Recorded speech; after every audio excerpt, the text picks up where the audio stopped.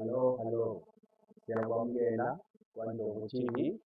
Namhlanje sizofunda ku-chapter 5 incwadi kaMark, verse 7.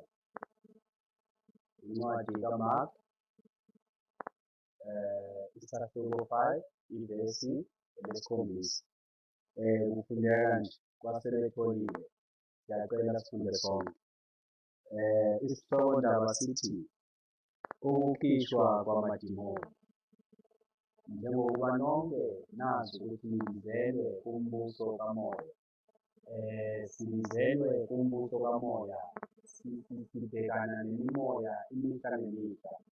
Nathi siguqukile kwadingeka ukuthi sizalwe kumoya, sibe ngabantwana bakaNkulunkulu naye engumoya.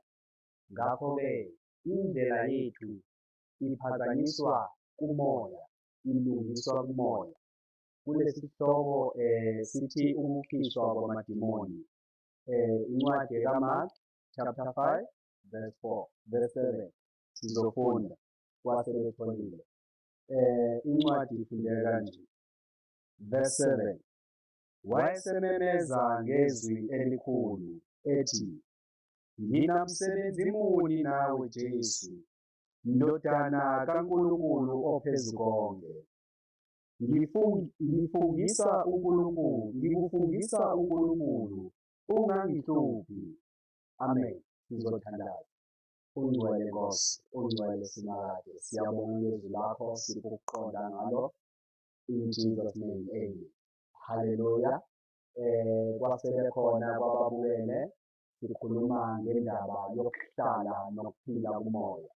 Uma uhleli uphila kumoya, zonke izinto ziyenzeka ngokuba amandla akho avela kuNkulunkulu nohambo lwakho luvela kuNkulunkulu. Izinto ohlangabezana nazo endleleni zivela kuNkulunkulu.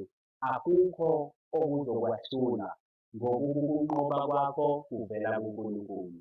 Akudingeki mandla akho, akudingeki izithukuthuku zakho, kodwa wena qhubeka endleleni, qhubeka noma ameva uwabona noma indlela incane, kodwa qhubeka ngokuba uhambo lwakho uluhlelelwe nguJehova. Ungajiki mntakababa, noma iminyango yonke ivaliwe, wena udalelwe ukuthi udlule. Linda, ulinde uNkulunkulu. Ungajiki ngoba isimo singavumi. Indlela iyaphela, ungajiki. Uhambo lwakho alinaguquka.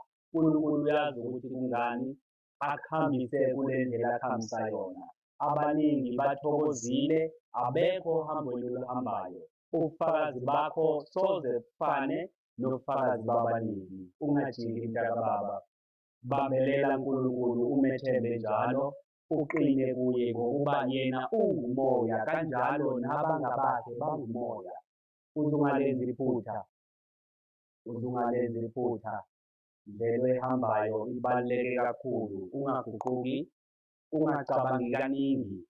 Kulokho obambelele kukho, okulithemba elikunaphakade, ungakuyekeli.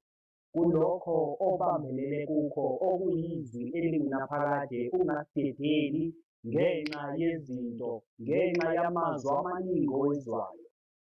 Qiniseka kulo izwi eliphilileyo. Indlela yakho yonke iyawuphumelela ngokuba uNkulunkulu ukuhlelele ukuthi uhambe kuyo, ukuhlelele ukuthi uhlale kuyo. Kubuhlungu uzohlala ngokuba uhambo lwakho kumele lidlulele phambili. Siyabonga. Ndlovu TV, ungasuki phambi kwe-TV yakho.